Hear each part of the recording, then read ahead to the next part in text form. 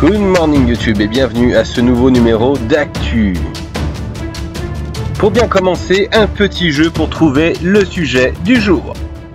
Je suis d'actualité. Avant, on se foutait de ma gueule car j'étais loin, mais moins maintenant. Non, ça vous dit rien. Un peu d'aide? Un indice?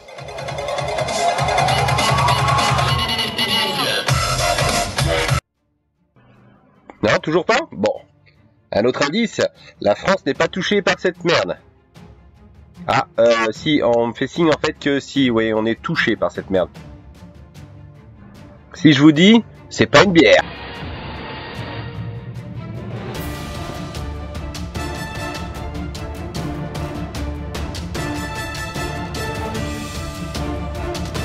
Ni d'ailleurs une chanson d'Olga Souza. Try me out, please baby, try me out. Just take a chance with me cause I wanna be yours. Oui, non, à part un peu de sang dans les oreilles, non, rien d'autre. C'est ni d'ailleurs Corona del Mar.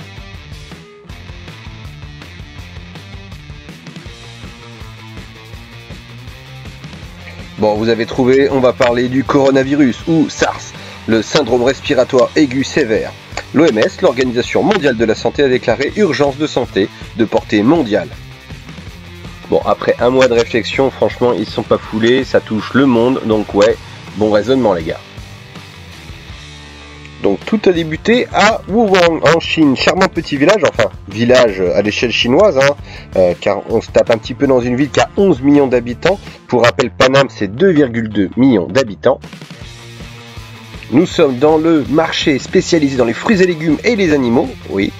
Donc c'est un mini Rungis mais avec des animaux sauvages en kebab, steak ou micro-entrecôte de chauve-souris. Alors le rapport entre un marché atypique et le corona, il faut passer par une vulgarisation scientifique. Merci aux Parisiens. Voici le type de repas à base de drone, de chauve-souris en fait. La chauve-souris a comme prédateur la civette, non en fait quand elle est encore vivante. Donc le corona à la base sur la chauve-souris de Bigard est bouffé par une civette qui se dit bah une chauve-souris qui tousse c'est pas trop grave. Bon, sélection naturelle, tout ça, la civette porteuse est attrapée par un chinois ou une chinoise, soyons pas sexistes, avec quelques ingrédients secrets. Elle le prépare pour son mari qui va s'appeler Jean-Luc, par un souci de concordance. Jean-Luc se régale, sauf qu'il ingère aussi le corona et manque de peau, devient porteur. Jean-Luc se sent pas traque, mais se dit que ça vient de sa dernière nuit sur Netflix, donc il ne s'en tient pas rigueur. Il rejoint les portes ouvertes d'un club échangiste et on ne sait comment, le corona se transmet. Bon, les hobbies de Jean-Luc, on s'en balèque, clairement, sauf que là, à cet instant, on rentre dans ce qu'on appelle au cinéma l'instant critique. Le spectateur sait que si ça arrive, il sera, pour le coup, grave dans la merde. Donc pour info, en termes de bilan, le 14 février, le jour de la Saint-Valentin, on avait 65 000 personnes touchées et 1384 morts, notamment en Chine. Les ratios ont clairement changé. Le 11 février, on avait 43 000 cas pour uniquement donc 1000 morts, et là on passe à ce qui fait mine de rien quasiment 10% maintenant. Si on prend les 7,9 milliards d'humains présents sur Terre et qu'on applique donc ce ratio de 9,6%, on arrive à 759 millions de morts. Ça veut dire qu'en gros, on efface complètement toute l'Europe et les USA. Alors je sens déjà les attaques de la secte des matheux qui va se déchaîner dans les commentaires, mais non, j'ai mes sources scientifiques, j'ai joué à Plagne, comme beaucoup de gens. Toutes les personnes qui ont joué donc à ce jeu savent qu'en partant d'un seul cas, exemple en Chine, on arrive donc à infecter l'ensemble de la planète en quelques mois. Pour votre culture G, sachez que la mouche tsetse, elle arrive à tuer 9000 personnes par an.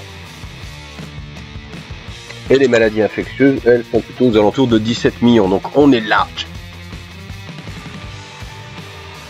Par contre, quelque chose pour lequel on est prêt, c'est les zombies, les épidémies, grâce au film Catastrophe qu'on a depuis quelques années, notamment le 28 jours plus tard, donc avec notre fameux Tom Shelby.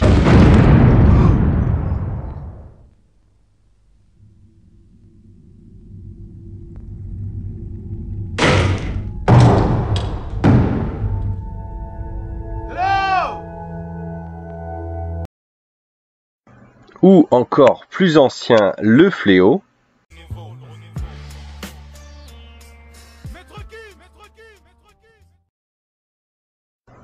Oula, non, je parle plutôt du Fléau de Stephen King. T'avais mal compris? Non.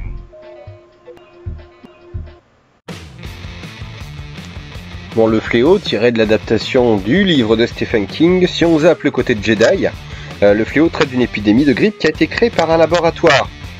Complot! Mais si le film est un transfert du livre, il va sans dire que le pavé qu'est Le Fléau a été sérieusement élagué grâce à l'éditeur donc justement de Stephen King, qui lui a demandé de virer donc un peu plus de 250 000 pages, donc pour le coup, c'est bien dommage. Quoi qu'il en soit d'ailleurs, si je me rappelle bien, la fin du film n'est pas spécialement reluisant pour les humains. Une explosion atomique, c'est la fin, il reste 2-3 humains qui traînent, c'est pas super folichon comme fin, mais soyons réalistes, avec un taux de mortalité donc de 99,4% pour le coup, c'est vrai qu'il piquait un peu plus niveau mortalité. Ce qui est marrant, c'est que les informations sont très filtrées, mais qu'on a aussi justement les fake news, notamment les remèdes miracles qui pullulent. Petit test qu'on va faire ensemble. À votre avis, allez, bouffer de l'ail. Eh bien forcément, non. La solution saline. Non plus, hein. L'huile de sésame. Non. Le bain de bouche. Eh ben curieusement, le bain de bouche, oui. Non mais non, faut pas déconner. Non, effectivement, le bain de bouche, non. Et les antibiotiques, pour le coup, en anticipation? Non plus. Normalement, vous le saviez, en plus, comme on dit, les antibiotiques, c'est pas automatique. Ce qui est chiant niveau symptômes, c'est qu'on parle souvent de fièvre et de fatigue, des critères qu'on peut appliquer donc à l'ensemble des gamers. Si on ajoute les diarrhées et les problèmes respiratoires, on peut parler de gamers sous tacos, fumant, clope sur clope, entre des tries sur les world boss. Par contre, si on ajoute la défaillance des reins et la perte de globules blancs, on pense à n'importe quelle maladie en rapport avec la gastro-entérite notamment. Quoi qu'il en soit, le gouvernement chinois nous l'a assuré, tout est sous contrôle. Hein. On a bien vu, en dizaines de jours, il y a eu un hôpital qui a été construit, ça chasse les contrevenants donc sans masque à coups de drone.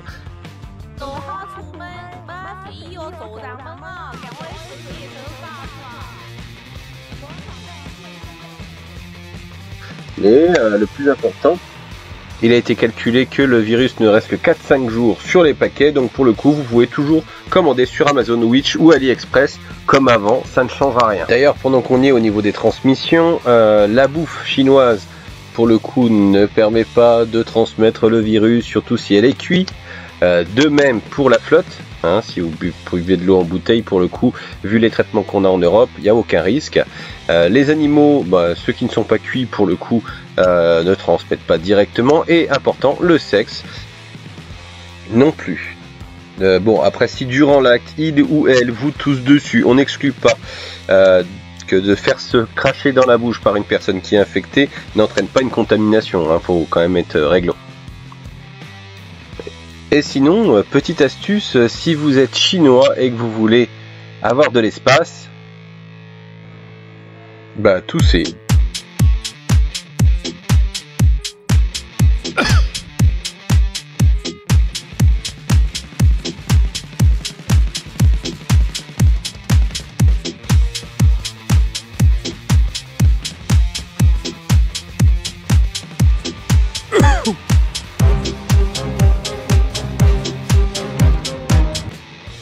Après ce petit conseil pratique pour nos amis chinois, je vous laisse avec 2-3 illustrations, donc 2 films qui sont sortis il n'y a pas longtemps.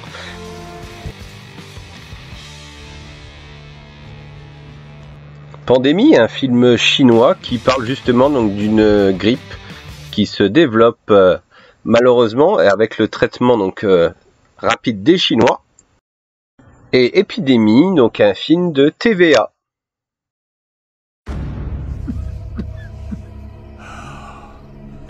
On ne sait pas encore ce qui a provoqué l'intoxication alimentaire, monsieur le ministre, les analyses sont en cours. On a beaucoup de pression des médias. Je vous rappelle. OK, il n'y a plus de poids. Comment ça m'assure? Donne-y un épi. Il y a 2 personnes qui sont décédées. Il y a de quoi de pas normal, là? J'enquête sur 2 décès récents dans l'entourage de votre patient. Des itinérants? Ça Ça va, mon chaton? J'ai étourdi. Je me demande si tu fais pas un peu de fièvre. Je sais pas ce qui se passe, c'est peut-être pas bactérien. Au visuel, les poumons montrent le même genre de lésion à cellules géantes. C'est le même virus. Bardac, j'ai mon voyage. Un coronavirus mortel. Attends, là... Elle a dit quoi, la dame, là? Un coronavirus mortel. C'est hyper contagieux. Si jamais le virus devient capable de se propager d'un humain à l'autre, on pourrait se retrouver avec une pandémie extrêmement meurtrière. Il y a 7 ans. Il y a besoin de nous. Voilà, retournez chez vous tout de suite. Envoyez les patients ailleurs, faut fermer l'urgence. On n'a pas le temps. On est dans une course contre la montre. Quand une maladie commence à se propager dans une population, on a une toute petite fenêtre de temps. Si on la rate, on se dirige vers une catastrophe. Bon, sur ces 2 films prémonitoires, je vous souhaite une bonne fin de journée, un bon visionnage sur YouTube. Et sur ces bonnes paroles, je vous fais un poutou de loin, parce que j'ai pas spécialement envie de choper quelque chose. Et je vous laisse avec une petite musique que vous allez avoir dans la tête pendant toute la fin de journée. Try me out, please baby, try me out. Just take a chance with me 'cause I wanna be yours.